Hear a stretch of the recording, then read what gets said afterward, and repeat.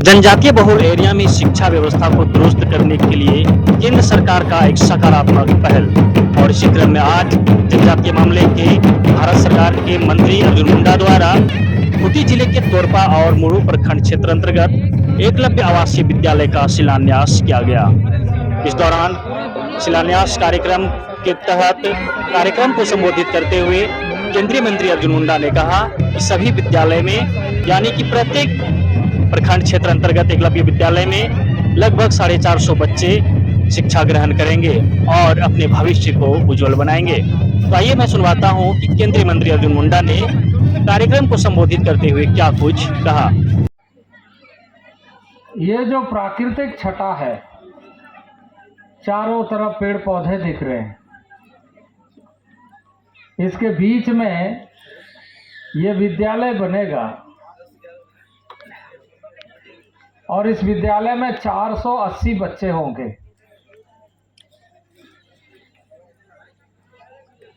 सारे शिक्षक यहीं रहेंगे।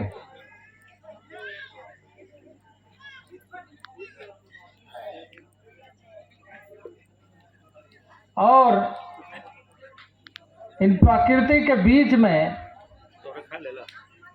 एक स्कूल शिक्षा का केंद्र बनेगा, जहां बच्चों को सारी चीजें सरकार, भारत सरकार के माध्यम से सुविधा दे हो। बच्चों को या अभिभावक को इसमें कोई पैसा खर्चा करने की आवश्यकता नहीं हो। खाने, रहने, ड्रेस, किताब, कॉपी, खेल कूद, सारे सुविधाएं इस कैंपस में उपलब्ध होगा। ऐसा केंद्र का उद्घाटन गम्हरिया में करते हुए मुझे बेहद प्रसन्नता हो रही है, बहुत खुशी का अनुभव हो रहा है। और इस अवसर पर मैं आप सबका हार्दिक अभिनंदन करता हूँ, आप सबको प्रणाम करता हूँ। आजादी के दशक में गांव में एक दीप जले, एक प्रकाश पुंज हो, ज्ञान का केंद्र बने, ऐसे कल्पना के साथ आजादी का यात्रा हमने प्रारंभ किया था।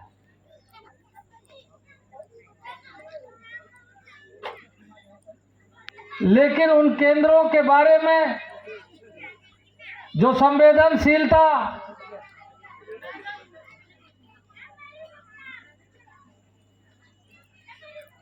जो प्रयास और जो परिणाम आना चाहिए,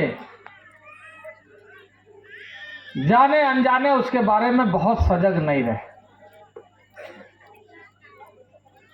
और इसलिए आज ऐसे सुदूरवर्ती क्षेत्र से ज्ञान के माध्यम से दुनिया में अपना स्थान बनाने का एक परिवार का जो सपना था, वो वास्तविक स्वरूप में बदल नहीं पाया। आज हमेशा ये बात होती है आदिवासी क्षेत्र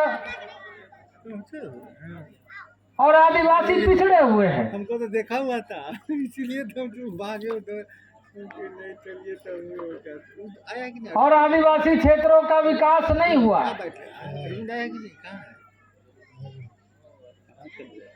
हम तो ये बात पिछले 75 वर्षों से ऊपर नहीं चले गए। अरविंद बोला हमने देखा भी है, अनुभव भी किया। चलिए ठीक है। इसी का परिणाम था कि झारखंड जैसे राज्य बनेगा तो उससे नया अवसर नए तरीके से, नए रूप में देखने को मिले, जिसके विद्यार्थी पांव जमीन पे रहे और चांद को छूने का इरादा रखने वाला हो।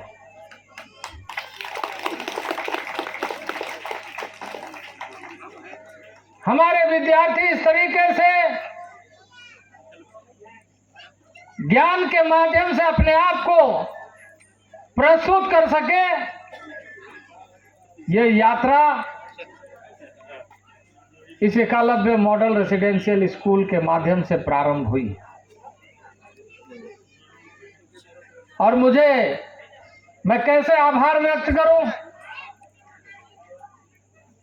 कि आज भी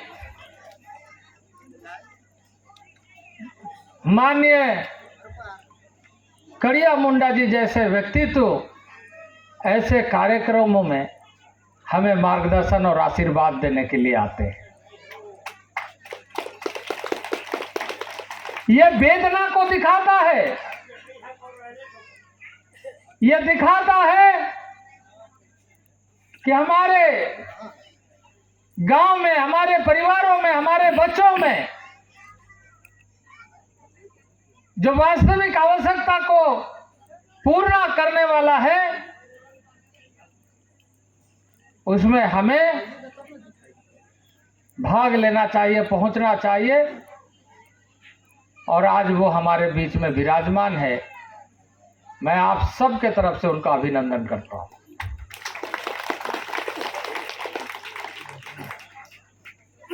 मित्रों,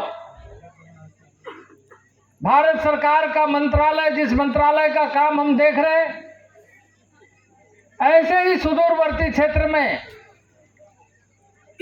लेह लद्दाख से हमने प्रारंभ किया है। लेह लद्दाख कारगिल में भी एकलव्य मॉडल रेसिडेंशियल स्कूल बन रहा है। अरुणाचल के उन पहाड़ी, तिब्बत के बॉर्डर में, नागालैंड में, मिजोरम में, असम में, त्रिपुरा में, मणिपुर में, और इधर महाराष्ट्र, गुजरात, छत्तीसगढ़, मध्य प्रदेश,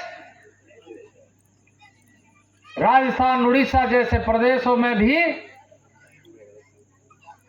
हम इस अभियान को लेकर के चल रहे हैं। ये सारे जनजातीय क्षेत्रों के विकास के कार्य योजना में